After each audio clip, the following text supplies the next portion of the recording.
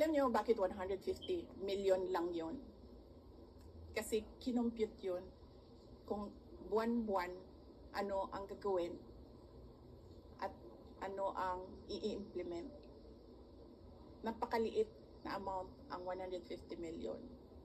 So bakit kami magnanakaw ng 150 million? Ang nakawan sa gobyerno, bilyon-bilyon.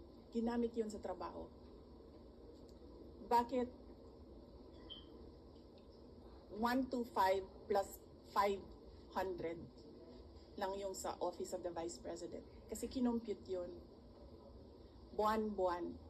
Ang problem sa 125, binigay siya sa amin December na. And requirement in government offices, you have to utilize money before December 31, before the end of the year. So ang ginawa, lahat ng preps, in-implement. Diba? And as I said, government offices disburse millions, billions in a day. Sa DepEd, nagdi-disperse kami. Nagdi-disperse. Pumipirma kami ng cheque. Multi-million. Kung i-total mo ang mga checks araw-araw na nalalabas sa DepEd, billions. Nagbabayad kami, nagbabayad.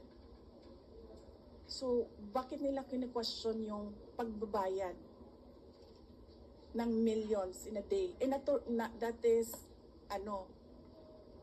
part of work of government offices to disburse money every day and pay obligations. Ginamit yun sa trabaho. Pinipilit lang talaga. Dalawa na ang maro ko, si Marisol at si JC.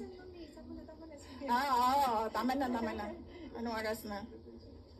Oo, kasi alauna na, and I have to be back tonight. Ayaw nila ng gabi. Na ano sila sa gabi. Yes. Tomorrow, balikan ako Basilan. I leave in the early morning. Yes, leave early morning. And then, balik ako sa gabi. May flights naman eh. Nandiyan mama niya.